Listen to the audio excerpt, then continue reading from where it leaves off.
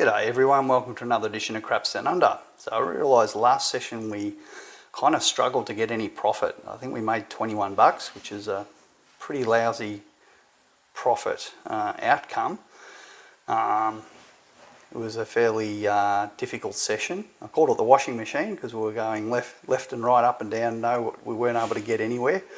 But eventually we ended up with a super modest profit of 21 bucks. And sometimes that's just how it is. The dice are not going to go in your favour. And in fact, not even not go in your favour. Oftentimes the dice won't even align with even mathematical probabilities that you expect. Given we're playing three numbers, that's 70-30, 70% in our favour. And we can sometimes even struggle with that advantage, which is actually better than a don't bet on a 10 or a 4. That's you've only got 2 times advantage. We've got more than double the 7 advantage. 70-30 is a pretty decent advantage, right? And even with that advantage of 70-30, we still struggle to make money sometimes. It's excuse me. So it is a perplexing thing because when you understand the math, you kind of think, oh yeah, it makes sense. 70-30, 30% is going to come up, but not continually beat a 70%, not continuously over and over and over and over and over and over and over and over and over for an hour to continue to beat and maintain an advantage. It's actually kind of does your head in a little bit from a math point of view that a 30% can beat the 70 over and over again, which is what was happening in our last session. We were struggling to get a couple of hits. And sometimes, most of the time, we weren't able to get a hit. We just kept getting 7s. So it's actually interesting that even with a probability advantage, the variance in the dice can be absolutely brutal. And that's why you kind of got to accept that there are going to be losses. So I'm going to play at a 3 unit level, and I'm going to be on. I'm going to take the risk.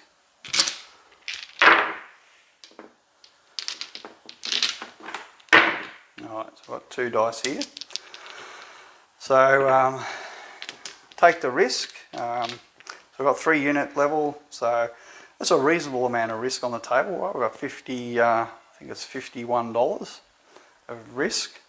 So we do want to get some hits. We can't afford to do too many rolls where we don't get hits on our numbers. Or, and when I say rolls, I mean too many of these versus the 7, where we're not getting those hits.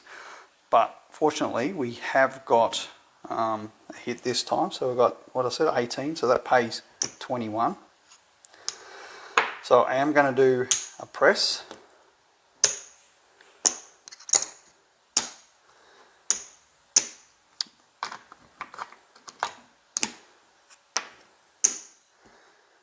And what I will also do, I am going to increase my risk a bit, but I'm going to pick up the 9.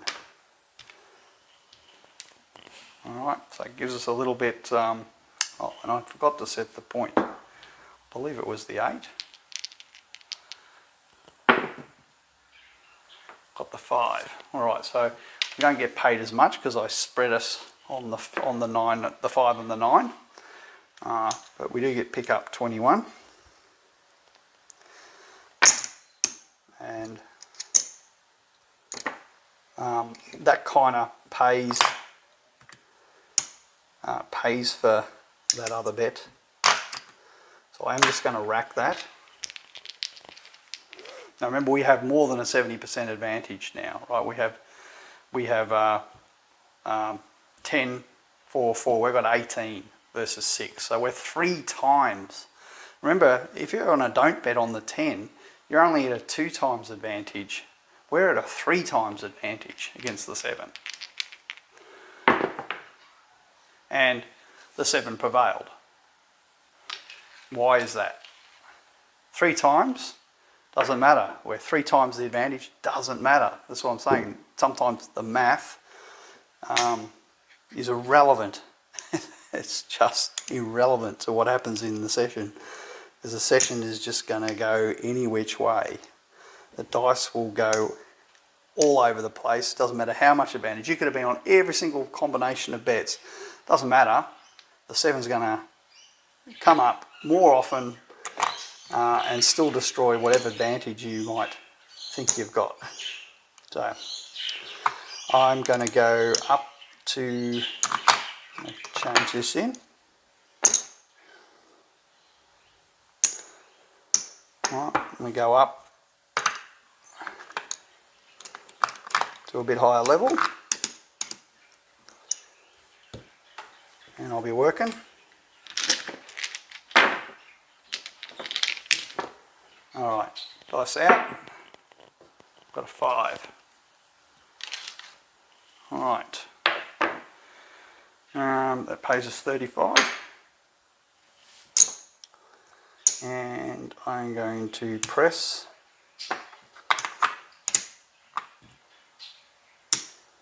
up to 42.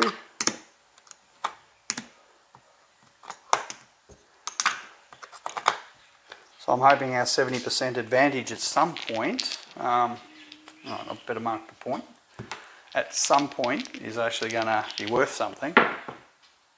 No. 7's beat us again. So, does the math not work? Yeah, the math works when you average it over many thousands of rolls. But in a session, kind of doesn't mean anything. Alright, so I'm doing this. And I'm going to regress. I'm going to work. And I will regress down 6. So that pays 119, 120 for 1. So that's one of them paid. So now I've got $100. I'm going to run it again.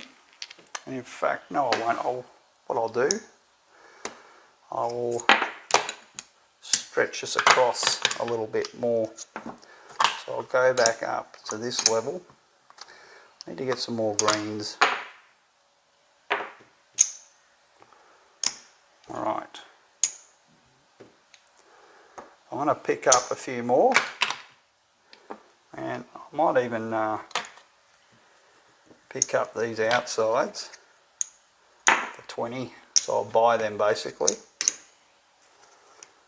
So they're a buy.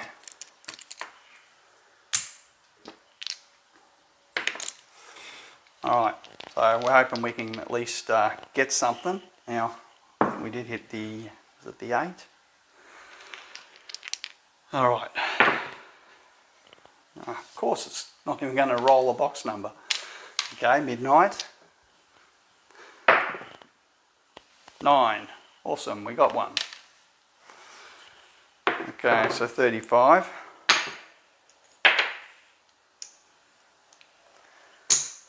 That's too much. Chips falling out here. Alright, so we're going to rack that.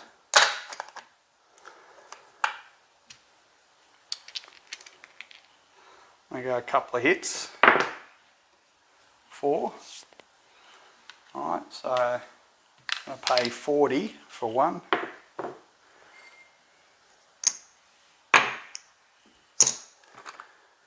Need to put that there. 40 for 1.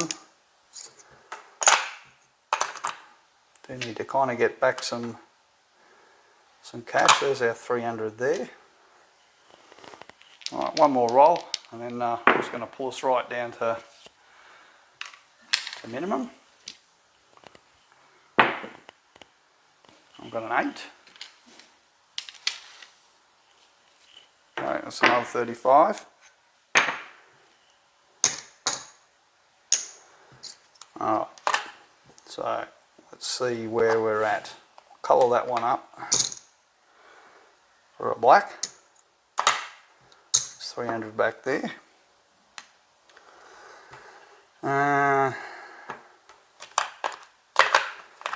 So there's 400 in our rack, plus I've got basically 100 here, 500. And I've got 40, so 540, plus another 25 there. So we're pretty close. I think we probably need one hit. I'll stay up. I'm going to have to roll the dice. 9. 35.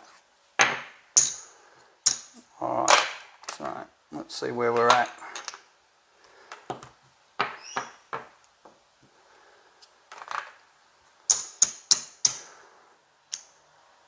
So 300, 400, 75. Shall get rid of these whites, we don't need them.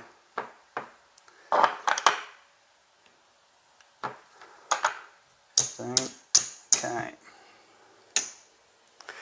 I think we're close to our profit target, so let me pull everything back down.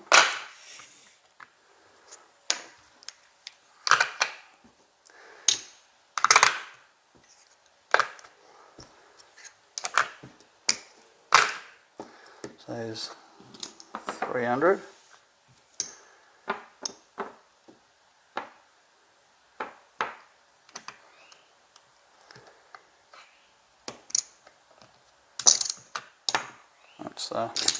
That's another green.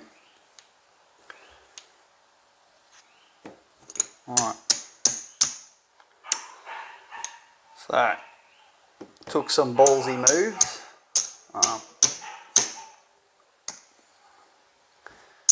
Sometimes it's just what you got to do. So there's our 500 we started with. Plus we've got 100 there.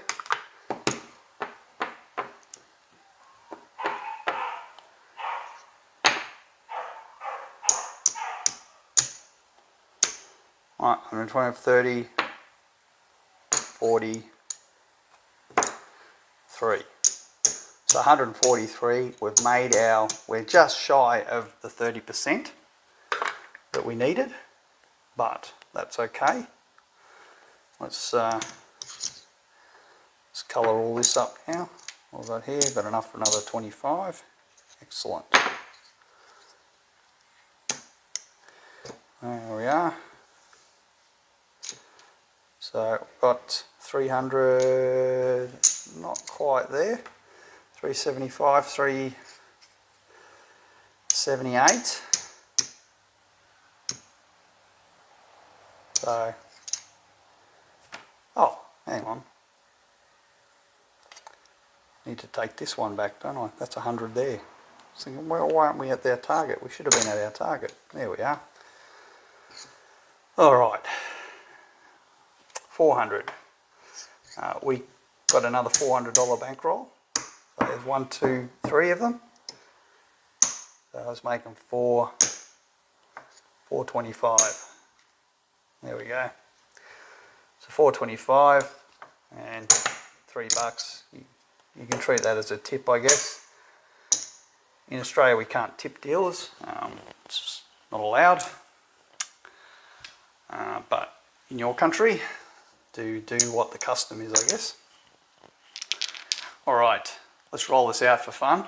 Let's see where we ended up. 5, another hit. So maybe another 35. 70, okay. Oh, pretty good. Another 40, so 110. Another 145, and that was the point, remember. Then they've set the point again. 3.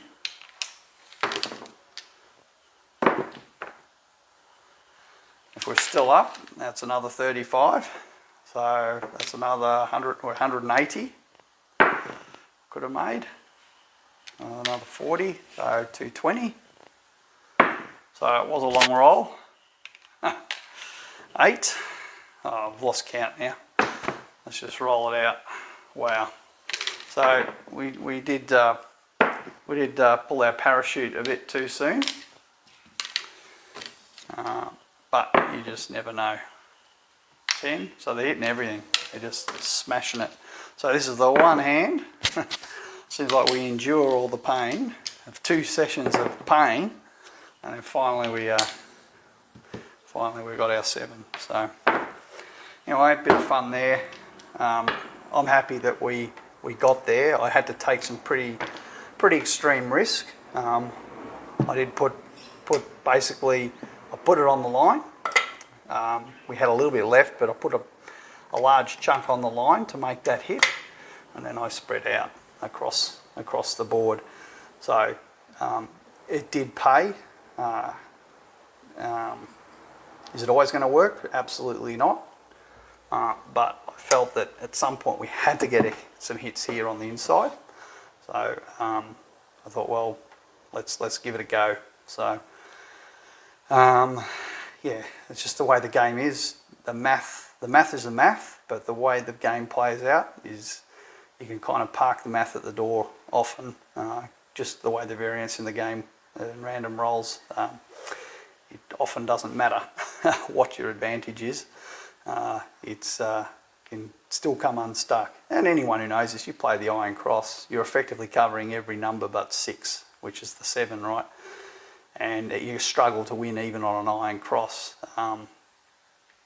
and still get wiped out by the 7 over and over and over again. So even though you've got that probability advantage, it kind of doesn't matter sometimes. That 7 will still take you out, or even if you're playing a don't bet, you'll still get your 5 will get hit, despite the fact the 7 should be coming when you expect it to. It should be rolling before the 5.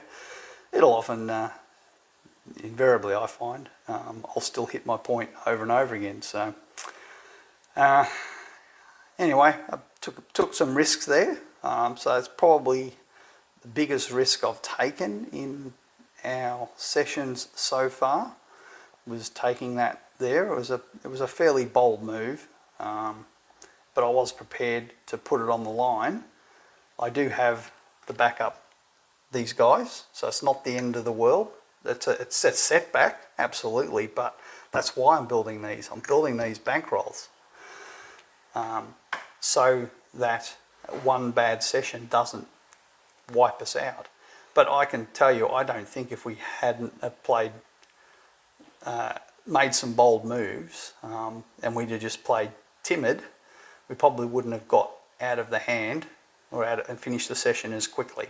So sometimes and this is the math of the game. The most efficient bet and the most optimal bet that you could make is to put your entire bankroll on one bet. That is the most optimal way, because the more cuts and more times you take to get there, it's actually worse mathematically. It's so much harder to make. So if you've got $100, right, and you break that up into $5 bets, and you want to make $100 from this $100, it's so much harder to make $100 betting $5 at a time, and again and again, and to actually get a sequence of events where you'll make $100. So much harder than if you said, I'll put that there. Yes, you might lose the whole lot, but you've actually got more of a chance of actually being successful betting bigger, being more concentrated than cutting and dicing your bets to pieces. So that is another aspect of the math. There's there's some really good stuff out there if you really want to investigate it, that talks about how many bets you would need in order to make $100 if you say did $10 bets or $50 bets, and you know the probability just goes off a cliff. That it's almost impossible for you to make the money betting small. So yeah, at some point you have to bet big to actually make the money. So that's what we did. We bet big, we got lucky. It is gambling. I can't predict the future. Could have just gone horrible and a 7 showed, and then we'd be going, okay, well that's the end of that session, and we never but we've got 3 bankrolls now to fall back on, and I think that's good. We've literally, we've basically got to make another 75 each, right? So 150, what's that, 225? That's what we've got to make to get our $2,000 target. So we're almost there, almost there. I can taste it. So thanks for watching, and look forward to comments and feedback. It's really nice seeing people comment and give me their thoughts. It encourages me, it keeps me going to do more of these videos. So yeah, I do look forward to reading comments that you have, and feel free, if you don't like something, tell me. You know, if you think I'm being stupid about something, tell me. I'll respect your opinion. Really looking forward to what you guys have to say, guys and girls I should say. But yeah, thanks for watching.